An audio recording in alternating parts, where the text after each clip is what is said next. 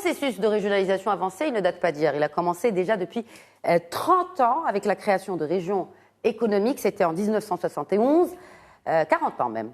L'intégration de la région dans la Constitution de 1992, la régionalisation comme nouvelle collectivité territoriale avec cette Constitution de 2011, la loi que j'ai citée dans mon intro qui date de juillet 2015, et puis surtout ces appels continus du souverain, de Sa Majesté le roi Mohammed VI, qui n'a cessé d'appeler à agir avec plus de célérité dans ce projet de régionalisation avancée. Messieurs, je vais commencer par un diagnostic.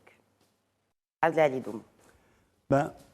Premièrement, le terme de régionalisation, pour que les téléspectateurs puissent comprendre un peu ce qui se passe, ce n'est pas seulement la décentralisation, ce n'est pas seulement le développement des prérogatives des collectivités territoriales, mais c'est aussi et surtout, et c'est mon point de vue, c'est le renforcement de l'État dans les territoires, le renforcement du rôle de l'État dans les territoires. Et non le rôle du gouvernement dans le territoire. C'est ce qu'on a, l'État au sens large, parce qu'il y a le gouvernement, il y a le secteur public. Toutes les entreprises publiques agissent dans les territoires. Tout à fait.